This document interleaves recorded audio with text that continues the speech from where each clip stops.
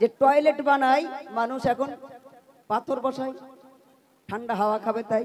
বাথরুমটা দেখায়, ডেকে ডেকে দেখায়। দেখবেন প্রতিটা হিন্দু ঘরে যাবেন, ওই মুসলমানের ছেলেরা, ও মুসলমানেরা, গর্ধব মুসলমান তোমরা শোনো, প্রতিটি হিন্দু বাড়িতে যাবে, যতই ভালো বাড়ি করুক না কেন, একটা ঘর মন্দিরের ঠাকুরের জন্য করে না, করে না, এ করে না, করে না। তোমার বাড়িটা এত সুন্দর করে সাজাইছো, কোন জায়গায় এটা নামাজের ঘর রেখেছো বলো দিন দেখি, তুমি শুনি, রেখেছো? তাহলে তোমার উন্নতি হবে? উন্নতি হবে কার?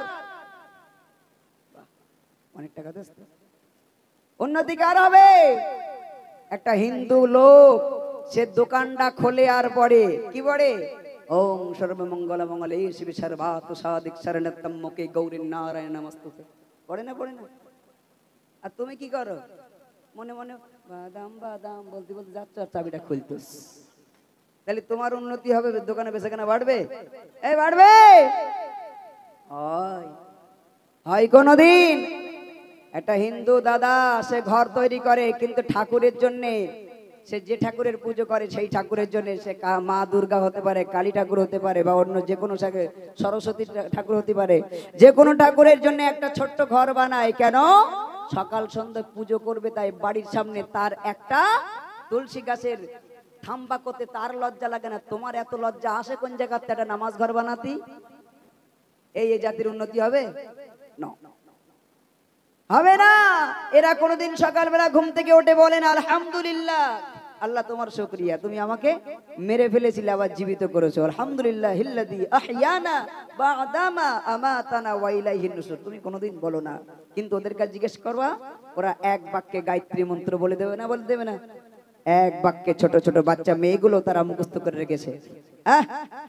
এই জন্যে আমার যুবক তরুণ নওজওয়ান ভাইয়েরা, আমি যে কথা বলছিলাম, আমাদের মিজানুর রহমান ভাইয়ের কথা কাছে শুনবেন।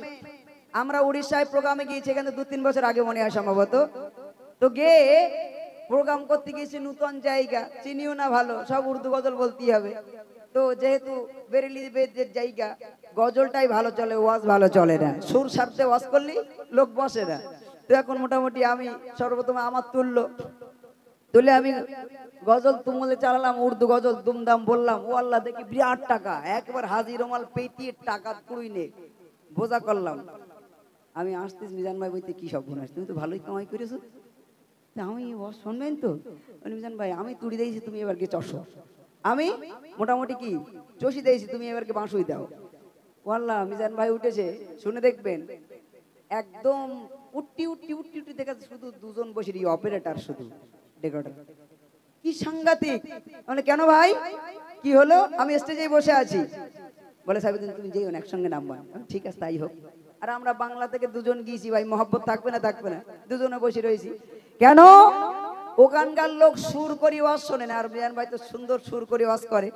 এখন ওই সুর ওনাদের ভাল লাগেনি, সুরের ওয়াজ ওনারা শোনে না, ওরা শোনে বায়ান তাকরীর, মানে বুঝি বুঝি বলবে, এটা ওদের ভাল লাগে। সুর করে বলছে, তো সে দেখছি, আমি যেন দেখছি ওরা ঠাট্টা মতন করতেছে। তো তারপরে এবার মিজান ভাই আসলি জীবন শুরু করলো, পূর্ণ দিকের একটা গজল বললো, বুঝতে পারলো যে লাইন খুব সিরিজ। গজল যেই বলিস আবার থেকে ঝেঁটিয়ে মানুষ এক জায়গায় হতে শুরু করেছে। শেষ মোনাজাত করবে মিজান ভাই, এখন তারপর থেকে লোকে লোকারণ্য, গজল বলিস ব্যাস।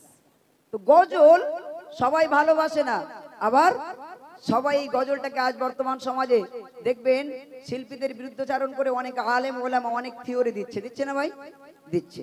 অনেক আলেম ওলামা শিল্পীদের বিরুদ্ধে বলছে ভাই। কিন্তু আমি সাইফুদ্দিন, আমি আজ এখানে বলে যাচ্ছি, যেহেতু ইউটিউবে রেকর্ড হচ্ছে, আমি এমন কোন গজল গাই না, এমন কোন গজল আমি গাই না যেটার আলেম ওলামা বিরুদ্ধাচারণ করে, কারণ আমি কোরআন হাদিসের বাইরে গজল বলতে পছন্দ করি না। আমি পছন্দ করি না, কারণ টুকিটাকি হলেও কিছু তো শিখেছি, কোরআন হাদিসের বাইরে আমি যাই না। তাই আমার দর্শক কম হোক বা বেশি হোক, আমার ওই যে যারা একটু ঝিঙ্কনকুর শুনতে আসে, আমার ওই সমস্ত দরকার, ওই সমস্ত দর্শক আমার দরকার নেই। আমার দর্শক তাদের দরকার যারা শুনবে, বুঝবে, আমল করবে, আমার ওই সমস্ত দর্শক দরকার। জি, এই জন্য গজল আল্লাহ রাসূলের জামানায়ও ছিল, তখনও ছিল, আজও আছে, ভবিষ্যতেও থাকবে। গজল কখনো মুছবে না। তবে হ্যাঁ, এক শ্রেণীর গজল শিল্পীর জন্য আজ গজল শিল্পীদের বদনাম হচ্ছে, তাই না? তাদের আজকে বেশভূষা, পোশাক পরিচ্ছদ, তাদের গজল বলার ঢং, তাদের ভাবভঙ্গি দেখলি মনে হবে হ্যাঁ কুমার শানু এই এস, হ্যাঁ মনে হয় না? আরে ভাব কি বাবা, ভাবি আমি যে এতদিন ধরে কি করলাম, ঘোড়ার দিন 15 বছর ধরে গজল গাছ একে মতন হতে পারলাম না। তো মাঝে মাঝে ভাবি, লজ্জা লাগে তখন। কিন্তু ভাই আমি এবার যে গজলটি বলবো সেই গজলই বলবো যে গজল আল্লাহ এবং আল্লাহ রসুল বলে গেছেন। যেহেতু এই ময়নালীর জমিন হলো কার জমিন? এখানে শুয়ে আছে কে? দরগাপুরি হুজুর রহমতুল্লাহ আলাইহি। আমার খুব ভালো লাগছে আজকে যে আমি সেখানে দাঁড়িয়ে প্রোগ্রাম করছি, যেহেতু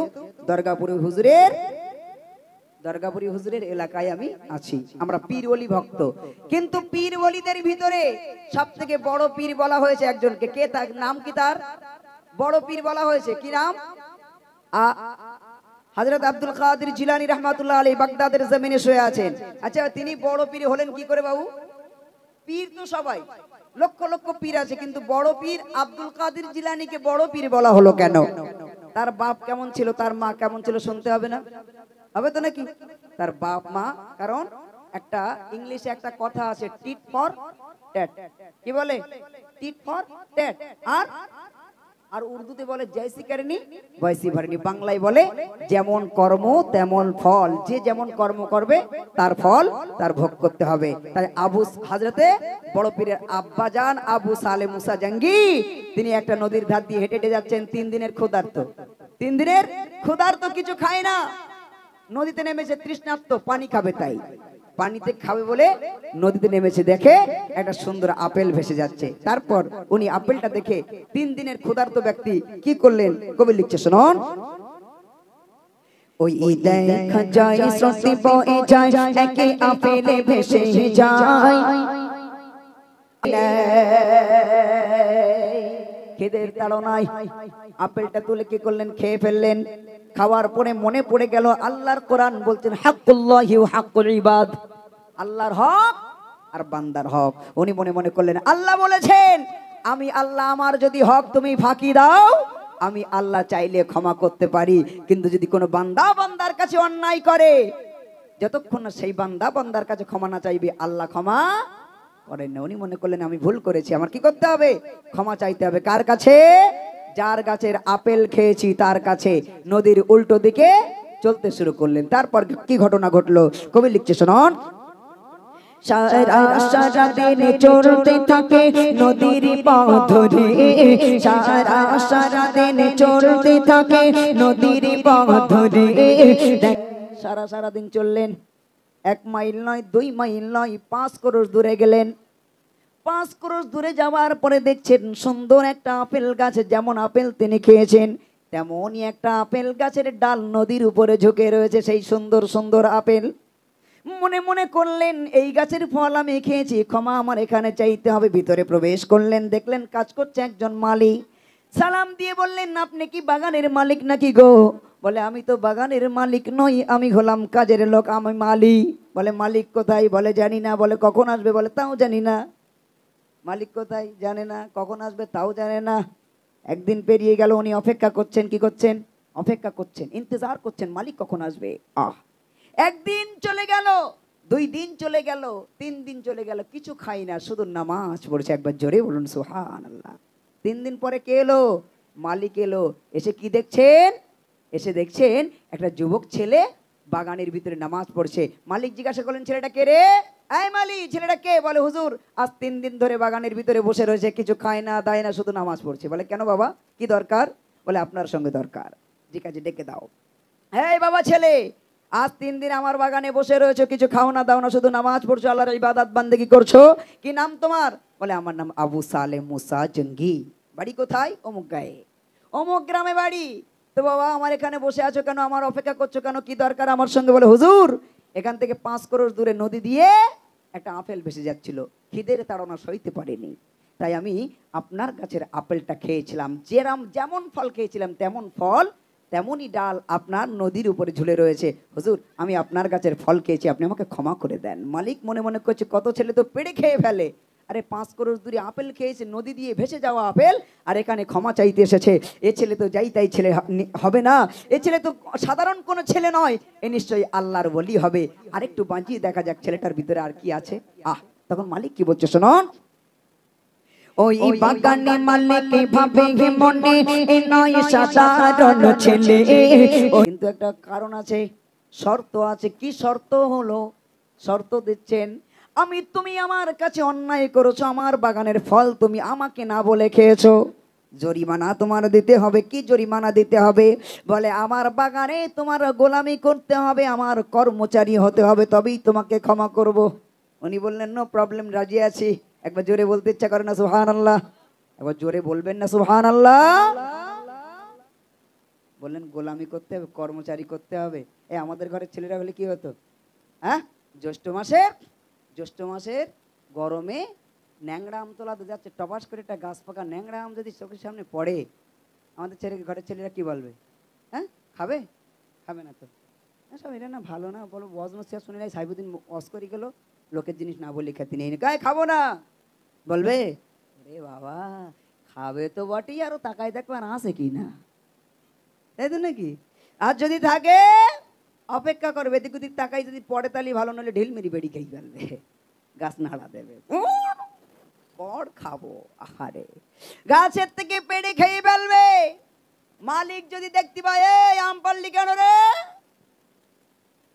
মুট কি মালিকের থেকে যে পেড়ি ওর মুট বেশি, খাইছি তা কি হয়েছে? আম তো খাবার জিনিস, তো কি হয়েছে?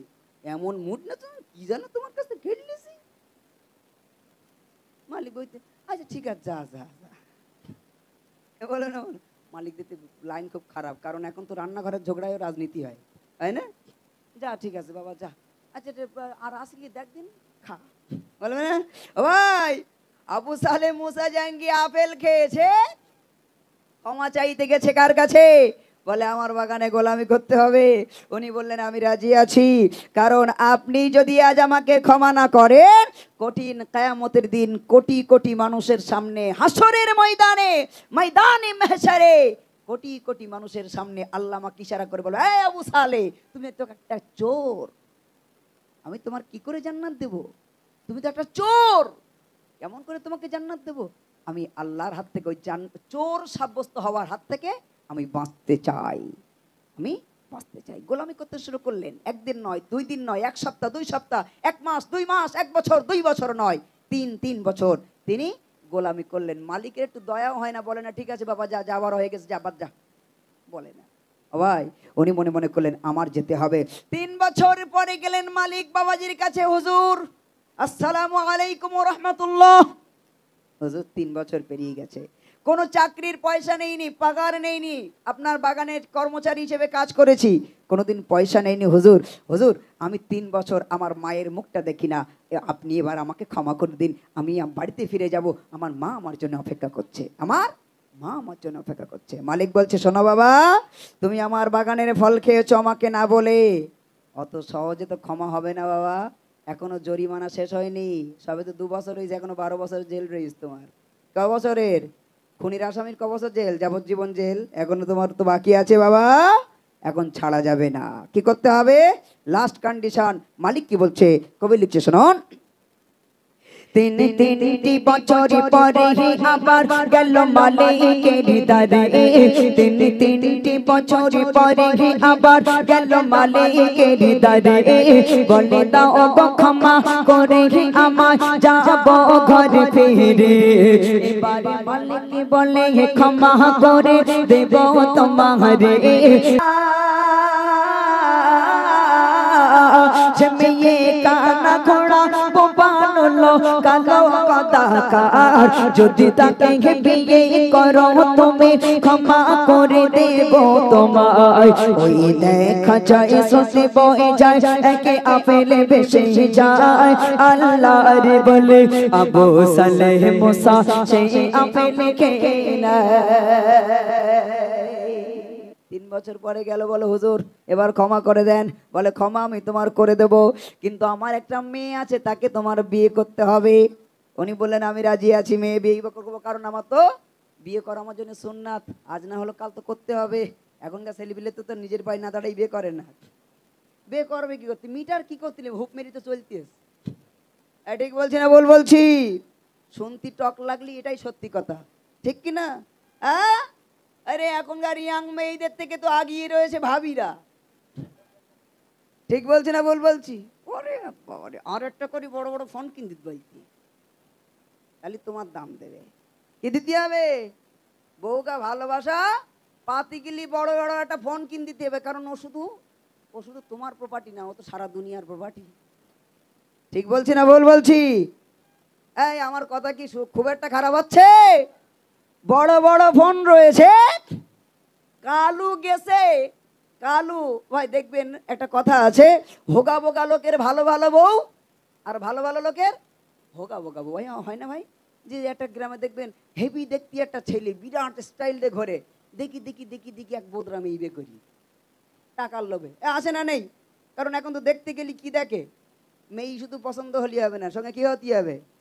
বাড়ি পুট্টি করা হতে হবে, পাথর লাগানি হতে হবে, এসে কোন জায়গায় থাকবে, কোন খাটের উপর থাকবে, সে খাটটাও মকমলের বিছানা হতে হবে। হ্যাঁ ভাই, তো হোগা বোগা লোকের ভালো ভালো বউ, আর ভালো ভালো লোকের হোগা বোগা বউ। ভালো দেখতি তার খারাপ বউ, মানে খারাপ বলতে ওই খারাপ না, মেয়ে তো সব তো মায়েরা মায়ের জাত। জি, নারীর তো নারী হয়, নারী আর সুন্দরী আর অসুন্দরী কি, তাই না?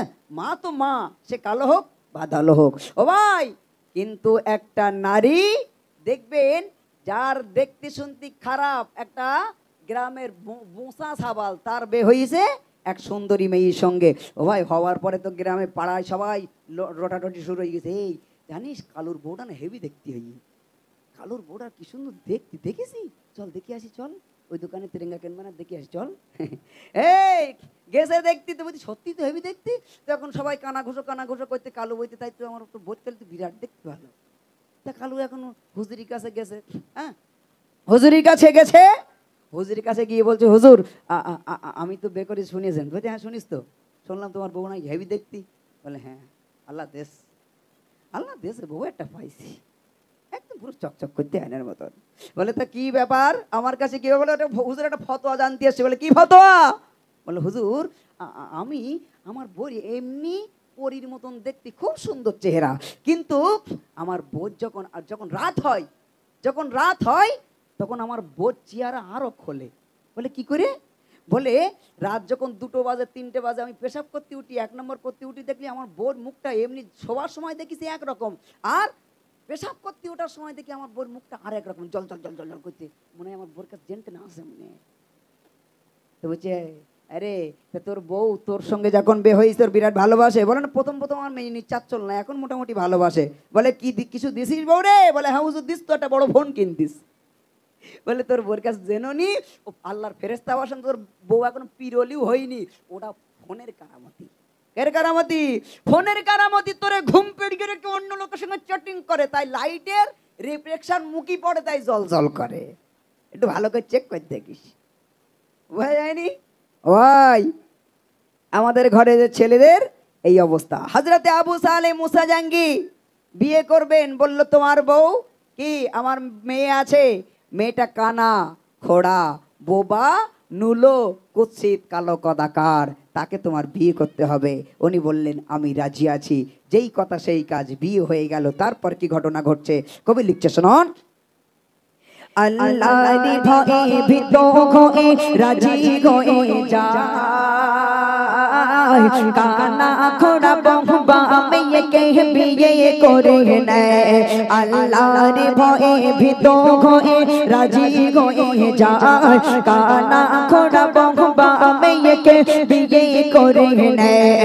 বাসর ঘরে বউকে দেখে সে ঘর ছেড়ে পালায়, বাসর ঘরে বউকে দেখে সে ঘর ছেড়ে পালায়। বলে এত অপরূপ সুন্দরী নারী আমার বউ তো নয়। একবার জোরে হবে না? একটু সুবহানাল্লাহ জোরে বলা যাবে না? ভেতর ঢুকলেন, আহা লাইভের ফার্স্ট দেখবে বউকে। কি রাত? বিয়ের পরে কি রাত হয়? সুন্নাতি রাত, বাসর রাত। উনি নক করলেন, আসসালামু আলাইকা ইয়া আহলাল বাইত, এ ঘর वालों, আল্লাহর রহমত তোমার প্রতি বর্ষিত হোক। মনে করেছিল মেয়েটা বোবা, উত্তর দিতে পারবে না। মেয়েটা জবান খুলে বলল ওয়ালাইকুম আসসালাম ওয়া রাহমাতুল্লাহ। জোরে বলুন সুবহানাল্লাহ, একটু জোরে হবে না সুবহানাল্লাহ? আবু সালে মুসা একটু থমকে গেলেন, দাঁড়িয়ে গেলেন, কি ব্যাপার, কে? এবার বললেন এ মেরে পত্নী, এ মেরে अर्धांगिनी, तुमको एक बार देख सकता हूं? কি বলছে? তোমাকে একবার দেখতে পারি? আহা, কি প্রেম নিবেদন, তোমাকে একবার দেখতে পারি? আমাদের ঘরের ছেলেরা বিয়ে মানে বিয়ে করবে বলে মেয়ে দেখতে যাচ্ছে। মেয়েটা দেখতে শুনতে হেভি, বাড়িটা পছন্দ হয়নি। দেখতে শুনতে মেয়েটা ভালো, কিন্তু বাড়িটা পছন্দ হয়নি। আসার সময় বলতে ঠিক আছে বলি দেবানি, তো মেয়েটার হোয়াটসঅ্যাপ নাম্বারটা একটু জোগাড় করতে পারি, দেখো দিন একটু। হোয়াটসঅ্যাপ নাম্বার নিয়ে বলছে, পরের দিন ফোন করেছে, হোয়াটসঅ্যাপে চ্যাটিং করছে, এই দেখো শোনো, তোমার তো দেখতে গেলাম, তুমি তো মেকআপ করেছিলে, ভালো বুঝতে পারি, এটা ভালো পিক দাও না।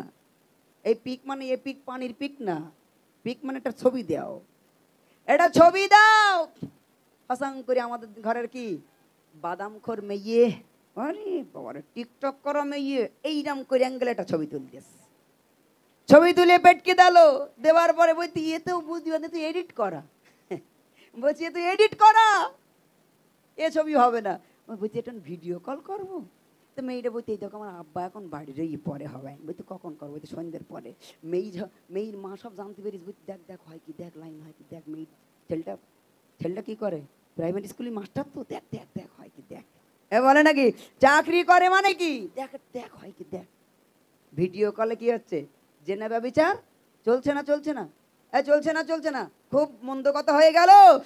দুদিন কথা হবে, পরের দিন বললো একটু ভিডিও কল করবো, একটু দেখবে। আর আমার ঘরে টিকটক করা মেয়েগুলোর ওরে বাবারে কায়দা করে, এবার এদিকতে এরম দেখাই, এদিকতে এরম করে দেখাই, এদিকটা আমার এরম দেখতে, আমার আবার চুলগুলো এরম করে নাড়াই নাড়াই দেখে, দেখো আমার কি সুন্দর দেখতি। এই বলে না, বলে না, ওরে টিকটক কর মেয়ে, ভিডিও আর টিকটক করা মেয়ে, তোমরা তৈরি থাকো, মরবা মরবা, কব্বরে যাবা, কব্বর তোমার হাতছানি দিয়ে ডাকছে, কবরে যাব, দুটো ফেরেশতা আসবে, একজন কানা আর একজন কালা, একজন শুনতে পায় না আর একজন দেখতে পায় না। কবরে যাবা, যে সমস্ত মেয়েরা টিকটক করো আর ফোনে ভিডিও কল করো, শুধু কবরে যাবা, কানা আর কালা ফেরেশতা দুজন আসবে, এসে মুনকার নাকিরের সওয়ালের জবাব মান রব্বুকা টবা কিছু না, এসে পার দুজন দুদিক দিয়ে পেটানি শুরু করবে, দুমদাম মার মারি কারে কয়, তুমি উঠে দাঁড়িয়ে বলবা কে মারিস কেন, বল মান রব্বুকা, আমি তো উত্তর দেবো, বলে তোর চুপ কর, ফ্রি ফায়ার হচ্ছে, কি আছে ফ্রি ফায়ার হচ্ছে, শুধু মার মার আওয়াজ, শুধু মার। ভাই এজন্যে তৈরি থাকতে হবে আমার বোনেরা, ভিডিও কল করবেন না, ভিডিও কলে বেগোনা পরপুরুষের মুখ দেখাবেন না। আবু সালে মুসা জাঙ্গি বউয়ের মুখ দেখে তিড়িং করলে মেরে ঘরের বাইরে গেছে। আবু সালের শ্বশুর মশাই ধরে বলে বাবা যাও কোথায়? বলে হুজুর আমার বউ কোথায়? বলে যাও কোথায়? বলে আমার বউ কোথায়? এ বউ তো আমার বউ না, আপনি যে মেয়ের কথা বলেছেন এ মেয়ে তো সে মেয়ে নয়, আপনি তো বলেছিলেন আপনার মেয়ে কানা খোড়া বোবা নুলো কুচ্ছিত কালো কদাকার, কিন্তু আমি যাকে দেখে আসলাম এ তো পূর্ণিমার চাঁদের চেয়েও সুন্দর, পরীর মতো সুন্দর ফুটফুটি একটি যুবতী নারী, এ বউ তো আমার হতে পারে না। বলে ও আবু সালে মুসা জাঙ্গি, তুমি একজন আল্লাহর ওলি মানুষ আর তোমার এত সুন্দর দেখতে, তোমার কি করে খারাপ বউ হবে? তোমার বউ কখনো খারাপ হতে পারে? কারণ টিট ফর ট্যাট। আজ তুমি 5 জায়গায় কট লাইন মেরি বেড়াচ্ছ আর মনে মনে করতেছো আমি যারা বে করবো এক সতী সাধু বি আসবে। ওরে না রে, তুমি 5 জায়গায় কট লাইন মেরি বেড়াচ্ছ, তোমার যে বউ হই এসতেস ও মিনিমাম 12 জায়গায় মেরি এসতেস। ক জায়গায়? 12 জায়গায়। তুমি জিজ্ঞেস করবা, জিজ্ঞেস করলে তো মাথা খারাপ, তুমি আমার ওরকম ভাবতে পারলে আমি কি ওই রকম, তুমি সবার মতন আমার ভাবতে পারলে? বলবে না, বলবে না ভাই? হযরতে আবু সালে মুসা জাঙ্গি রাহমাতুল্লাহ আলাইহি পেয়ে গেলেন ভালো একটা সুন্দরী নারী এবং বিরাট সম্পত্তির মালিক হয়ে গেলেন। তাই শেষ কথায় কবি কি লিখছে শুনুন, আল্লাহর ভয়ে ভীত হয়ে রাজি হয়ে যায়, কানা খোড়া বহবা মেয়েকে বিয়ে করে নেয়, বাসর ঘরে বউকে দেখে সে ঘর ছেড়ে পাগলায়, বলে এত অপরাধ সুন্দরী নারী আমার বউ তো নয়, বলে সাইফুদ্দিন আমিনী